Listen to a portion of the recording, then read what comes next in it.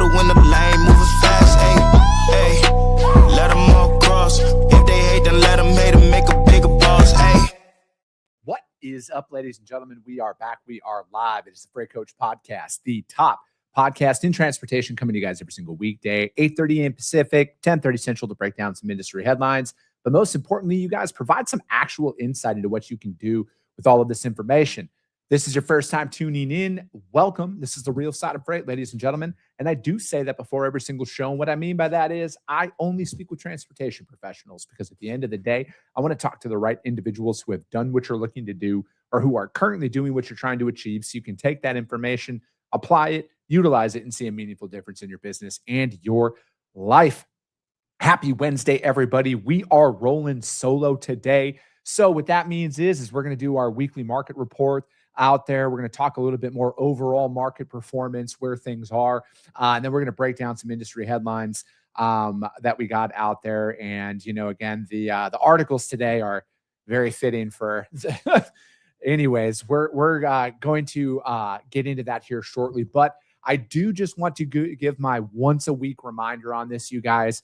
I'm actually shocked at how many people subscribe to our newsletter out there, but it's once a week. Okay. So if you want to get in on this, I just need you to go to thefreightcoach.com to auto register for it. And I do that because I don't sign my network up for it, right? Like I got like tens of thousands of people in my email addresses and stuff. I just don't want to spam people, right? Like it's just like with the show. I want you guys to want to watch it and receive this content out there. So if you want to get it, it's once a week. It drops on Wednesday. I just need you to go to thefreightcoach.com and it will auto prompt you to register for it. But let's get in to my favorite segment of the week, and that is This Week in Freight, powered by my friends over at DAT.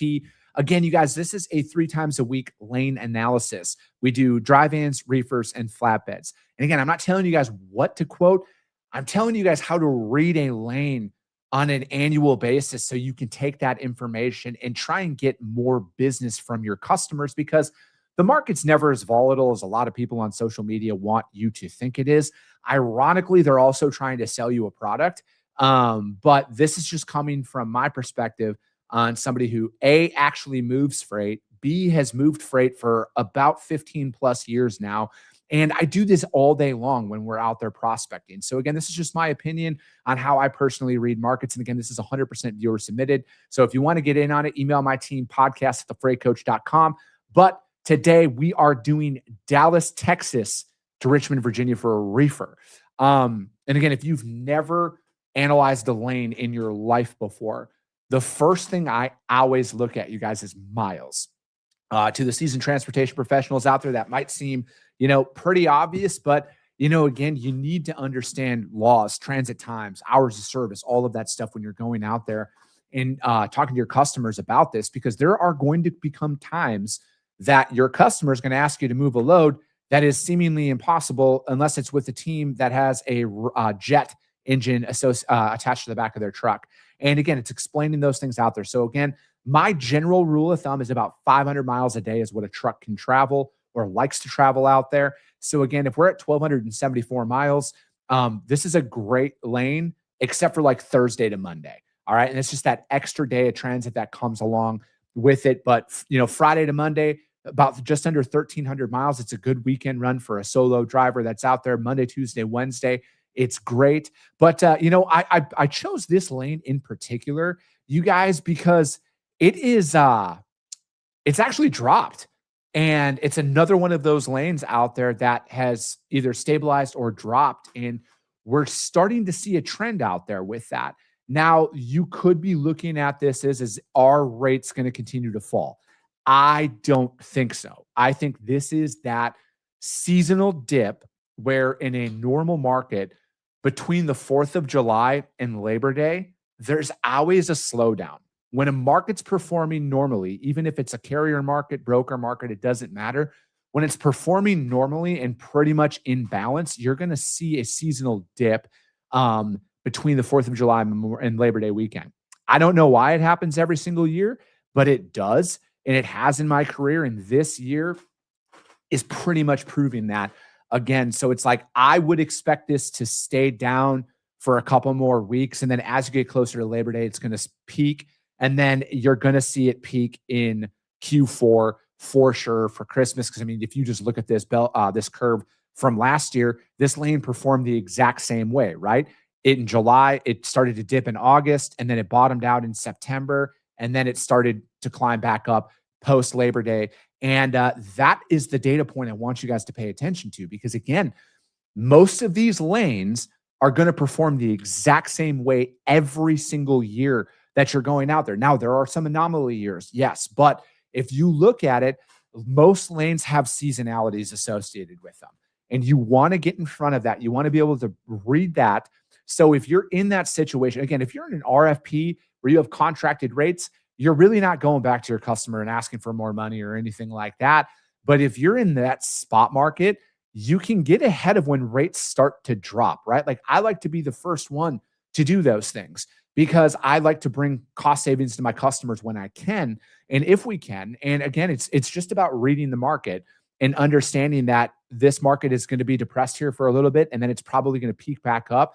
And as you go post Labor Day in through Q4, Q4 is a very, very busy time out there for pretty much every mode but flatbed. And that's just because it starts snowing and there isn't a lot of flatbed freight that moves around across the country after the snow starts to fly. But this one, again, I think it's probably going to remain at this level here for maybe another 15 to 20 some days. And then it's going to start to peak back up out post Labor Day. So be in front of it, be ahead of it. But again, rest assured, outbound Dallas is phenomenal. You're never going to have a shortage of capacity, especially going up into Virginia and stuff like that. It's always been a pretty solid lane out there. But that's This Week in Freight, powered by my friends over at DAT. Again, you guys, if you want to have your lane broken down on the show, email my team, podcast@thefreightcoach.com. And then again, some more market data that I am seeing out there. This is just something that I send out to all of my prospects. And then again, if you get the weekly newsletter, you see this as well. And it's just our overall data insights. So for us, we send this out in our newsletter. And then I also do something similar that I send out to my prospects that we're trying to go after from a freight perspective as well, where it's just comprehensive market data, right? Like national averages are very, very important, but you can't take it that what you see out there and then bring it down to a granular individual lane, because not all 1,000-mile loads are created equally out there. And, again, I also like to look at from a historical perspective, and we also throw fuel prices out there. Fuel is still up a lot across the board. But, again, it's just insight that we put out there for people. But the national average for dry vans right now is $293 a mile all in. That's including fuel, you guys. And refrigerated is at $338 a mile all in. And then flatbed is at $354 a mile. And it's down a little bit week over week that you're seeing out there. But, again, you guys, the market from my perspective, and again, I've talked about this on the show, this isn't in every single lane, every single situation thing. And a lot of people on social media speak in like overarching totality statements and stuff like that. It's pretty stable out there. And I look at it where that's the information you want to be delivering to your customers. It's very, very important. And especially going into peak season, which is Q4, harvest season, stuff like that. If you're from the Midwest and you understand farming at all, harvest season starts up pretty much mid-September. So it's right before Q4. And you're going to see a big push from freight volumes that come out. It happens every single year. And you want to be in front of this stuff, right? You want to deliver this information down to your customers and actually just be a real partner out there and stop selling fear and stop being reactionary, right? Like I've done that for the majority of my career, you guys. It's been very much opportunistic, reactionary style. And it just made the job so much harder on myself than I really needed to. So take that for what it's worth, you guys. That's the information I'm putting out there. We've been on a very solid business development streak here. A lot of our outreach is starting to land at the right desks, and a lot of the conversations I'm having with my prospects are kind of centered around a lot of that, right? They're still saying that there's a ton of volatility out there. And, yes, you could make that argument, but like, I like to take the approach that like, I've been doing this for 15 plus years. Nothing that I'm seeing out there looks any different than I've seen in the past. I got to sell on comfort, right? Like, and that's what a lot of us need to be doing is when we read these lanes and we go out there and talk to them, we got to be selling on comfort, consistency and stability, because it's never as volatile as we make it out to be. For whatever reason, people like to sell on fear. I don't like to take that approach, but let's jump into some articles, you guys. There's a lot going on. There always is a lot going on, especially inside of this industry for some reason. We're going to start though with freightwaves.com. And it is 22 states are suing to block a federal demand for 17 million trucker records. My man Adam Wingfield is the author behind this one. Anytime Adam publishes stuff, I always read it. Adam's one of my best friends out there. He knows he loves this stuff. And then it goes on to say a legal battle now underway over the records of American truck drivers is being described very differently depending on who is the one describing it. The Department of Transportation calls it a radical effort by state attorney generals to shield dangerous drivers from the law. The state calls it an unlawful federal seizure of private data of 17 million people, because we all know the government just loves to protect us. Sorry, I'm being sarcastic. Both descriptions are advocacy. The purpose here is to explain as neutrally as possible what is actually being fought over and why the states are challenging it. This is why I love reading Adam's stuff. Let me see. The federal demand seeks 5 years of complete driver records, including social security numbers, dates of birth, and driver's licenses data for roughly 17 million CDL holders, under threat of losing $10 million in federal funding.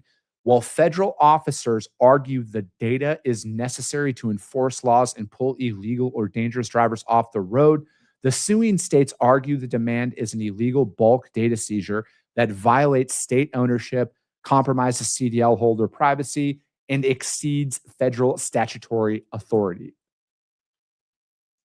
I look at this, again, 17 million active CDL holders. I like the thing that, again, I try and look at this from, again, this is just my perspective on things. Why would you, like, if we look at where things are when it's like the publicized CDL information, fraudulent holders, everything else, I don't understand. Like, I understand why they're requesting a lot of this information. I don't necessarily understand why the states are fighting this right now. Again, obviously state AGs contend that CDLs, were built for state-to-state licensing verification, and the federal government lacks authorization to demand this bulk data that's out there. And, I look at it as, hold on, I'm trying to, where was that? The states describe a sequence leading up to this demand, caught between the federal demand and the objections of many of its member states, allowing each state to decide whether to authorize the transmission of its own data. And according to the complaint, the FMCSA rejected that proposal as unacceptable. Out there, 21 states and the District of Columbia are named in this suit out there. And then here's the position of the federal government. The DOT frames the data request as necessary to keep unsafe and unqualified drivers off the road, and specifically to identify commercial drivers who obtained licenses improperly. Secretary Duffy said every administration since 1988 has had access to this basic database. So let's be clear on what this lawsuit is all about. These state AGs want to make it harder for the department to enforce the rules of the road. He added, we will fight the lawsuit tooth and nail. And then the DOT tied the demand to a broader enforcement campaign it has run since April of 2025. The department says the effort has revoked more than 30,000 improperly issued CDLs, removed 10,000 fraudulent or unqualified CDL training providers from the federal registry, and placed 26,000 operators under out of service out there for the non-ELP or for the ELP violations. The department has connected the data demand to a crash on the Florida Turnpike. We all know about that one. And then the DOT. And it does go on to say like why the states are fighting it, because they say that it owns it. I look at it where, this is, it's typical bureaucracy. Like if you go through and strip out of all the participating states, there are a couple of red states that are in there. But I look at it where I don't know if, even if you had access to all 17 million of these from the federal perspective, I think the most effective way to go about doing it is what they're doing right now by placing all of these guys at the scales. I think that is what is going to personally deter the majority of this behavior from going on. And that's the fear of getting caught, right? And if they are illegally going down the road and they get stopped at a scale, pull them off, detain them if they've entered the country illegally, deport, like all of that stuff.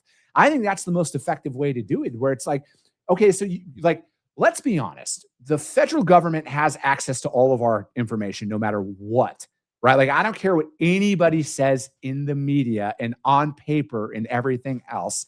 The federal government knows everything about us. We're not here to argue whether that's right or wrong. Short answer, it's very wrong in my opinion, but they know everything about us already. I think this is a lot of posturing. If I'm being completely transparent about this, I think it's a very much posturing move by the administration, because they're already doing the most effective way, in my opinion. And they're stopping people on the road, right? Because again, if they are going to break the law, this might be a newsflash to some people. Criminals don't care. They probably got like 6 CDLs in their cab. Like, the drivers that we're really concerned about removing, not the ethical, legal ones that are doing things the right way, they got like probably 6 CDLs, 14 logbooks, all of that stuff in the cab of their truck, right? Because they don't care about the law. But if there are actual agents at the scales removing these drivers from there, and again, if you dodge a scale, you got the squad cars, everybody gets pulled over, person gets off the road, they get arrested, get rid of them, all of that stuff. I think that's the most effective way of doing it. I think they should continue to do it that way. I think they should drop the hammer even harder on that if we truly want to make the road safer and do all of that, because we do not want people out there knowingly and willingly breaking the law and putting the motoring public at risk. So the boots on the ground, like, although is probably a more expensive option, I think it's the most effective option.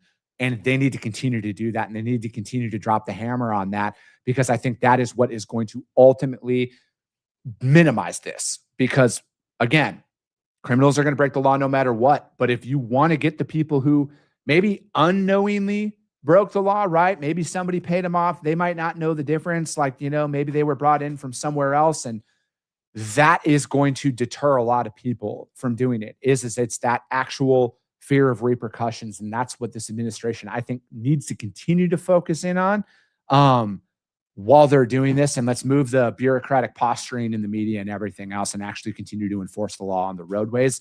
And I think you're going to see a lot bigger results out there with that.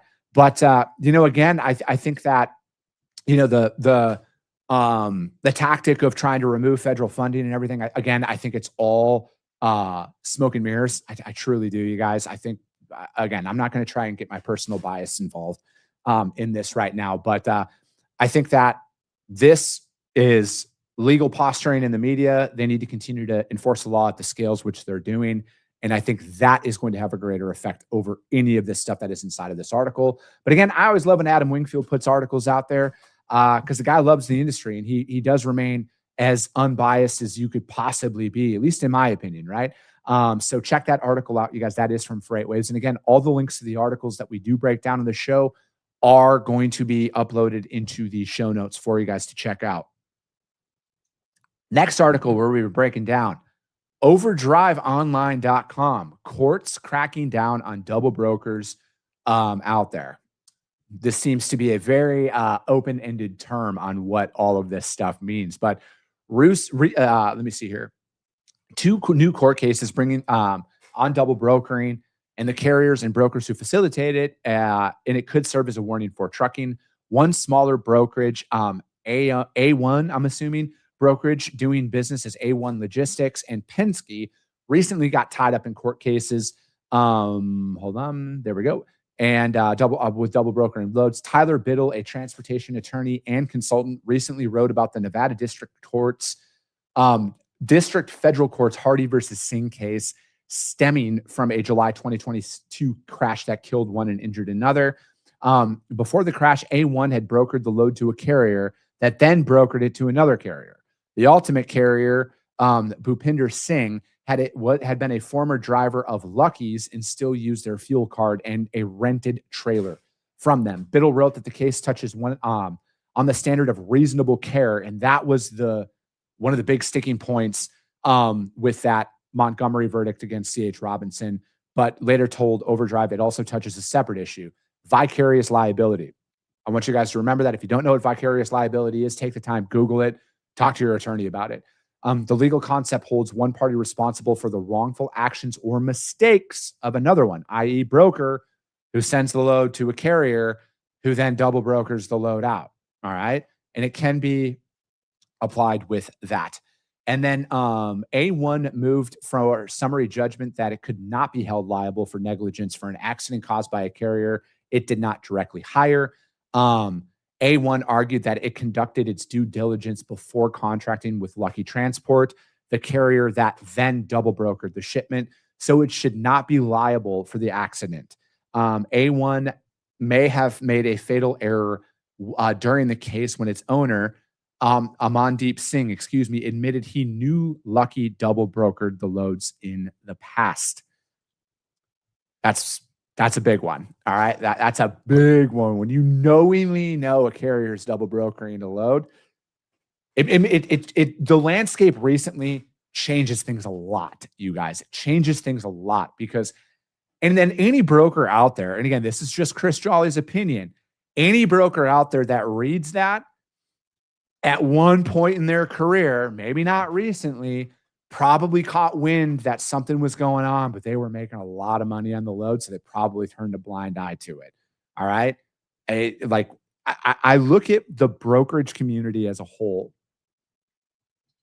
right now in particular, all of the shit talking online that I see about all of these cases and how, of course, everybody's perfect out there and they would never do any of this stuff. I truly think with what we're seeing, a lot of this stuff, like everybody's throwing stones at a glass house right now. I really do, because there's not a lot of differences out there that your number is going to eventually be called potentially. And then A1, all right, Biddle said that this wouldn't, all right. So, again, that one right there, knowing that they admitted that they knew Lucky was double brokering the loads, that's a tough one to come back from. The Penske case, and this is another one, the appeals court looked at whether a motor carrier had outsourced a shipping job to a second carrier, which then outsourced it to a third carrier, can be held liable for the negligence of the driver hired by the third carrier. Penske holds motor carrier, freight broker, and freight forwarder authorities. The court summarized it as this way. As is common in the trucking industry, Penske outsourced the job to another carrier, Liberty Lane, through Penske's affiliate broker, Penske Transportation Management. Liberty Lane then had its affiliate broker hire a third carrier, OK Trans, which supplied the truck and hired the driver. If you're lost by that Venn diagram, I am too. But that driver jackknifed, crossed into oncoming traffic, and unfortunately killed somebody. The passenger's family argued Penske is vicariously liable for the driver's negligence as the statutory employer, and that PTM is liable for hiring Liberty Lane. Ultimately, the court decided Penske was the driver's employer and liable. Penske's assumption of control and responsibility of the vehicle made them the employer. This example might seem more like co-brokering than double brokering, as Penske entitles entities do hold broker and carrier authority, but Biddle said that that's all the more reason for brokers with carrier authority to draw a clear line. Keep in mind, co-brokering is not illegal. It's very much frowned upon. As a broker, and that's the thing is so many people, and this is going to go off on a tangent here. So many people want to talk about co-brokering. Like, if you're a broker and you need another broker to cover your freight, you should not be in business. All right. Might be a harsh reality for some people. If you are a broker and you go to a shipper and you've solicit their business and you tell them, we have capacity, we can cover your lanes, we can do everything, right? We're the best at everything. Like a lot of people like to say, you need to employ or come to an agreement with another broker to find trucks. How do you make money? Like, how do you stay in business if you need to do that? I'm genuinely curious. And I get all the DMs that all the rest of you who are listening to this get from all the well-known brokers out there that do this stuff. I don't get it. I think most companies who do that, their days are probably going to be numbered, especially when you see stuff like this. And it, I do look at, because they did talk about this, and what's your customer going to say about a load going from one entity to another? But I look at it where, you look at a lot of the larger companies that are out there, they have all of these authorities, and it's very common. And again, as long as the customer knows, right? Like, hey, our assets can't cover this, but our brokerage can, and the customer's aware of it. I think it's like that happens more times than not. I look at it where a lot of these cases that are going on right now are very good for the industry. And I'm going to say it from this perspective. It's very good for the industry, for those individuals out there who maybe didn't know they were doing anything wrong. All right. I'm not that naive, but there are people out there who unknowingly are committing these acts. And this is bringing this information to light. And I say it's a good thing for the industry because it's going to give people an opportunity to correct themselves without being pulled into litigation. If you don't have any carrier selection standard, if you're not constantly vetting your network on a load by load basis to make sure that they still have all their stuff up to date out there, and you're not turning a blind eye to things, you're in a very strong position overall. But if you don't have any vetting system, if you're not monitoring your network of providers, maybe you are co-brokering to somebody else, I think this needs to be your wake-up call that we got to fix our operations, because depending on how a lot of this stuff comes down, depending on how a lot of these lawsuits are finalized here, the brokerage, the verbiage, all of this stuff is going to be changing. I do not see from my seat right now, depending on how some of these lawsuits eventually get settled, I do not see how the brokerage industry is going to look the same as it once did. There is going to be a lot of changes in contracts, verbiage, and everything else out there. But again, use this situation, you guys, as the warning signal to keep your business alive and running, that if you don't know you were doing something wrong, use this as an opportunity to change it. Save your business, save yourself from this, you guys, because the more these lawsuits come out, there's going to be more and more litigation that's brought. A couple of my friends who are lawyers who talk to me off the air, they say a lot of them are probably going to be attacking the large logos first. And then not to say that if you're a small business, you're going to be immune from this, but like a lot of these cases, he said, just pay attention because they are really going after the largest logos in the industry. And that might be the starting point. But again, I just look at it where it's fundamentally going to change how things are going to be done, because there's certain cases that are out there right now that I've read the facts, I've looked at everything, and I don't know what you could do differently in some of these as a broker, right? And again, it's very easy to sit on the sidelines and Monday morning quarterback a lot of these situations, but there have been some court cases that I've looked at the facts, I've read everything, and there's a couple of them that are out there. They don't get the publicity that the big names get. There's a couple of them out there that I'm just like, I don't know what else you could do in that situation, truly, right? Like, again, you got to be learning. You have to be like, this is the importance. I will always plug organizations like the TIA, NMFTA. I had Ayanna on yesterday. I plug these organizations, you guys, because they are the ones fighting the fight for us on Capitol Hill, and they should, right? They have a ton of resources for their members to protect their businesses out there, because unfortunately, some people don't know they're doing anything wrong. And lawyers hope you don't know you're doing anything wrong so they can bury you. All right. That's their job. So take these situations as the positive that it is, because it gives you an opportunity to change your operations and protect your business out there. But that is going to be it for today, ladies and gentlemen. I got to get back to slang and freight, because that's what I do. As always, if you got value in what you heard and you're not subscribed, subscribe to the show, you guys. And if you're feeling ambitious, rank that show on iTunes and Spotify, because if you see value, your network's going to see it as well. I appreciate you guys. I love you guys, and we'll be talking to you soon. came back with a bang. Window down, yelling out money, anything. Ayy, ooh, got the foot on the gas. Pedal to the metal when I'm getting to the bag. Ayy, got the foot on the gas. Pedal to the metal when the lane moving fast.